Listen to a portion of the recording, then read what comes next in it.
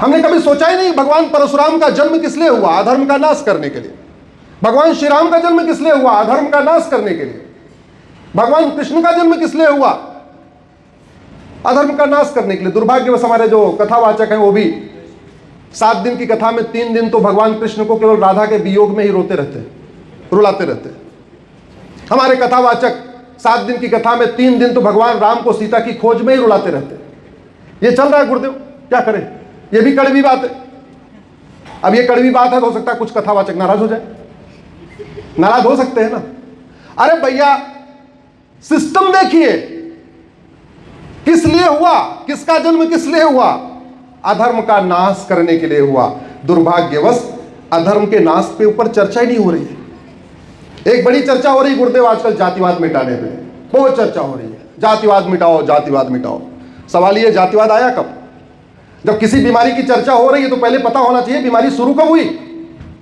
कुछ झूठे मक्कार कहते हैं सदियों से चल रही है जातिवाद। अरे कहां सदियों से चल रहा? जाति शब्द तो न संस्कृत में न हिंदी में। हमारे संस्कृत और हिंदी में तो जातक शब्द है, जातक, जाति शब्द ही नहीं है।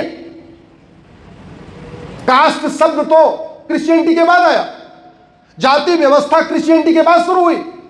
हमारे देश में तो वर्ण व्यवस्था थी और वर्ण के आधार पर जो जिसका कार्य करता था वही कहलाता था। बनिया का लड़का सेना में चला गया, छत्री कहलाया। छत्री का लड़का बिजनेस करने लग गया, बनिया कहलाया।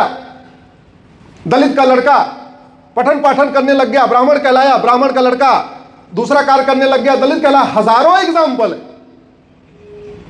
आज हम 10,000 जातियों उपजातियों में बटे हुए, अगड़े पिछड़े, ब्राह्मण, क्षत्रिय, ये वो दुनिया भर के। उसमें एक बड़ी कॉमन चीज है, क्या? हमारी गोत्र व्यवस्था। अभी हम 10,000 जातियों में बटे हुए और जाति व्यवस्था हमारी है भी नहीं है, फिर भी सरकारें जाति को बढ़ा रही हैं। अरे भैया तुम्हें जातिवाद खत्म करना है तो कागज में जाति पूछना छोड़ दो, जाति वाला कॉलम हटा दो, खत्म बात हो गई। 2, 4, 6 साल के अंदर जातिवाद खत्म हो जाएगा। अभी जनगणना शुरू होने जा रही है गुरुदेव, उसमें 40 इंफॉर्मेशन मांगी जा रही है। उस 40 इंफॉर्मेशन में एक इंफॉर्मेशन जाति भी है। हम चले करें ठीक है तुम जाति भी पूछ लो।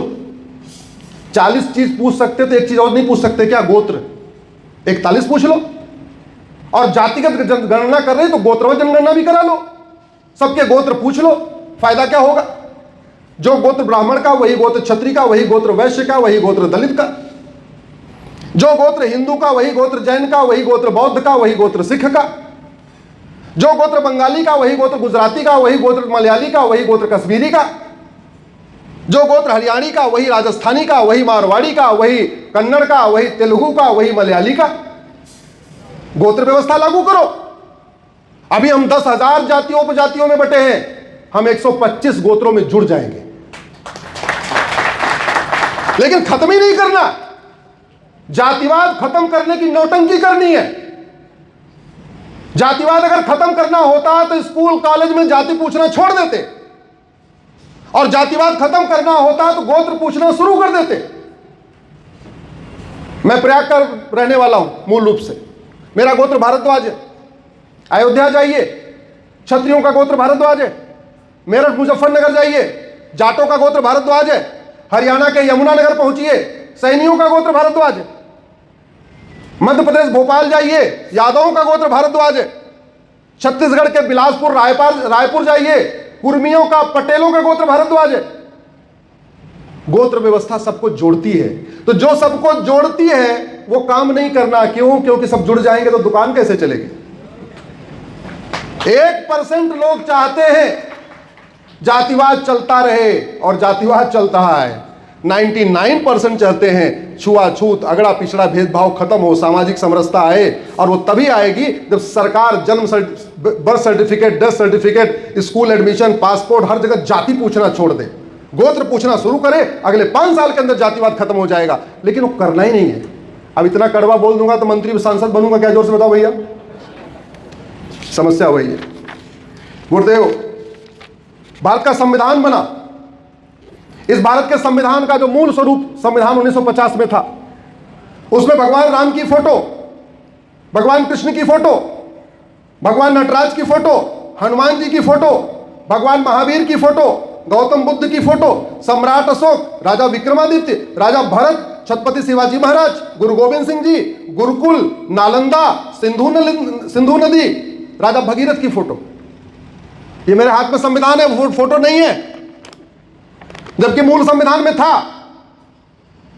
99% चाहते हैं हमारा मूल संविधान वापस आए, उसमें हमारे देवी देवताओं की फोटो आए, लेकिन 1% नहीं चाहते, क्योंकि अगर देवी देवताओं की फोटो आ गई, मूल संविधान आ गया, तो सेकुलर शब्द कहां से जोड़ोगे?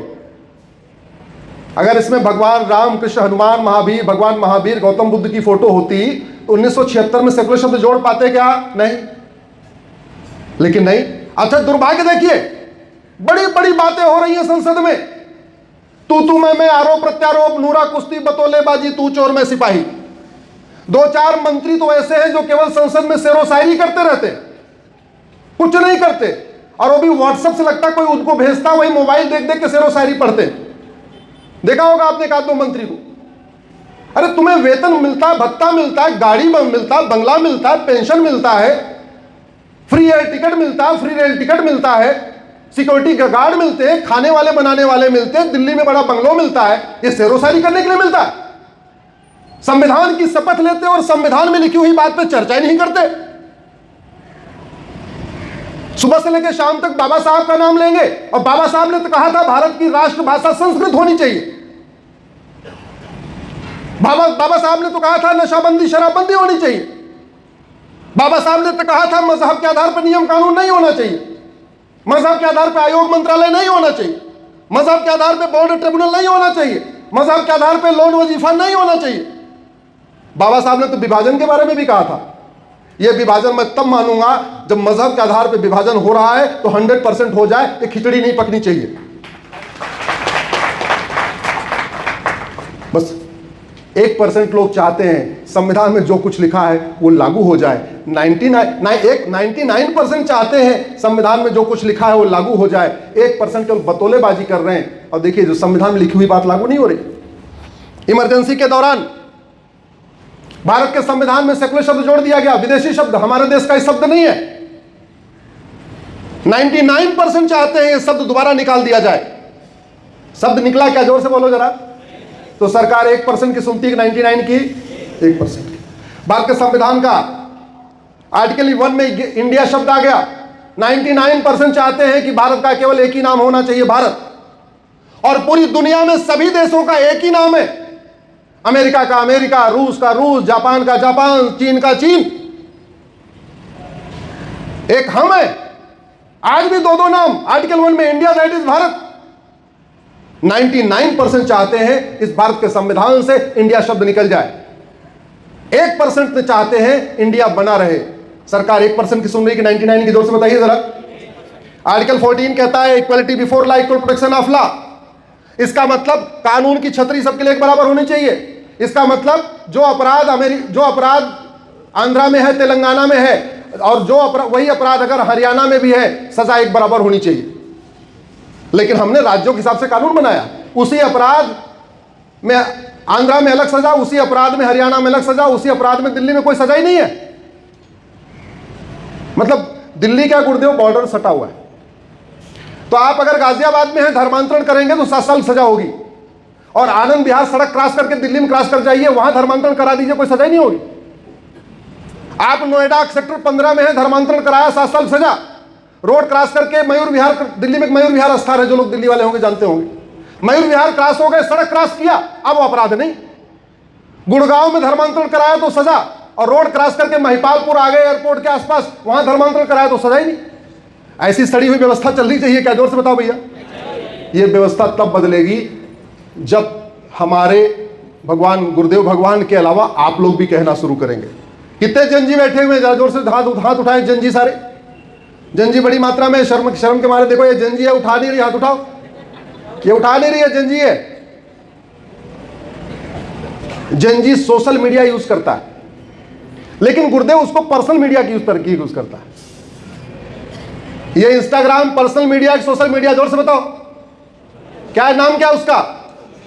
फेसबुक का नाम क्या है? Personal media, social media. Twitter क्या है? Social media, personal media. सारा सोशल मीडिया है, लेकिन सोशल वर्क के लिए कुछ करते ही नहीं, केवल पर्सनल वर्क करते हैं। अरे पर्सनल फोटो शेयर करो, लेकिन सोशल मीडिया को सोशल समाज के हित के लिए करो। जो मैं बता रहा हूं, जो गुरुदेव भगवान बता रहे, इन वीडियोस को अपने इंस्टाग्राम पे डालो, इन वीडियोस को फेसबुक पे डालो, इन वीडियोस को ट्विटर पे शेयर करो। मैं ये नहीं कह रहा हूं कि सोशल मीडिया को केवल अरे अपने लिए भी करो भाई पर्सनल, लेकिन 50-50 पर्सनल करो, 50 सोशल करो। उसको तो 100% पर्सनल मीडिया बना रखा है। भारत के आर्टिकल 19 कहता है कि सब लोग व्यापार करेंगे। व्यापार कैसे करेंगे?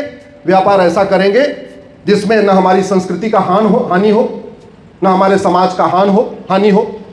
यानी व्यापार करते समय इस बात का ध्यान रखेंगे कि इससे पर्यावरण पे क्या प्रभाव पड़ेगा, समाज पे क्या प्रभाव पड़ेगा, हमारे धर्म पे क्या प्रभाव पड़ेगा, संस्कृति पे क्या प्रभाव पड़ेगा। लेकिन नहीं, ये आर्टिकल 19 कहता है व्यापार करते समय जरा देश समाज का ध्यान रखना है। और संविधान की शपथ लेने वाले हुक्का बार खुलवा रहे, अब तो कई खुद ही खोल भी रहे। संविधान की शपथ लेने वाले हुक्का बार, बियर बार, डांस बार, सट्टा बार, कैसीनो का लाइसेंस बांट रहे, और सुबह से लेकर शाम तक संविधान संविधान संविधान, बाबा साहब बाबा साहब बाबा साहब करते रहते। 1% लोग चाहते हैं ये व्याभिचार के अड्डे बंद हो, 99% चाहते हैं व्याभिचार के अड्डे बंद हो, 1% चाहते हैं व्याभिचार चलता रहे। सरकार 1% की सुन रही कि 99 की? जोर से बताइए जरा।